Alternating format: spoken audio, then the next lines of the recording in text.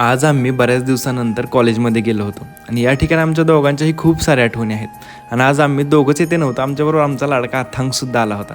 तर झालं असं की पूर्वाची एक्झाम जवळ आली आहे म्हणून आम्ही आज कॉलेजमध्ये आलो होतो. तर या ठिकाणी एक ओपन म्युझियमसुद्धा आहे ज्यामध्ये आजूबाजूच्या गावातील ऐतिहासिक अवशेष जसे की मंदिरातील मूर्ती, रथाची चाके अशा अनेक गोष्टी या ठिकाणी ठेवल्या आहेत. बरं, ते सर्व कामं झाल्यावर घरी आलो. आज दिवसभर विशेष असं काहीच नव्हतं, पण व्हिडिओज भरपूर एडिट करायचे राहिले होते. मग संध्याकाळी बाहेर पडलो कारण पास्ता खायचा मूड झाला होता आमचा आणि यासाठी आम्ही इंदापूरमधील जिओ स्मार्ट पॉइंटला गेलो होतो. इथं आल्यानंतर एखादी जरी वस्तू घ्यायची असली तरी अथांगला ट्रॉलीमध्ये बसवणं कंपल्सरी असतं. फायनली आमच्या आवडीचा पास्ता आम्हाला इथे मिळाला. अथांगनेही त्याची शॉपिंग करून घेतली. बाहेर गरमी असल्यामुळे आतमध्ये एसीच्या हवेत टाइमपास करण्यात पण एक वेगळीच मजा असते हे पूर्वाकडे बघून समजलं होतं. बिलिंग काउंटरला आल्यानंतर तिथं ठेवलेल्या चॉकलेट्सकडे अथांगचं लक्ष जाऊ नये म्हणून खूप कसरत घ्यावी लागली. तर या ठिकाणी आम्ही फक्त पास्ता घ्यायला गेलो होतो, पण आता पूर्ण डिक्की भरून सामान आम्ही घेऊन टाकलं होतं. घरी आल्यानंतर सगळ्यात पहिल्यांदा भूक जास्त लागल्यामुळे पास्ता करायला घेतला. तर आता पास्ता होईपर्यंत तुम्ही आपल्या चॅनलला नक्की सबस्क्राईब करून घ्या. आता पास्ता रेडी झाला आणि अथांगने पण तो आवडीने खाल्ला.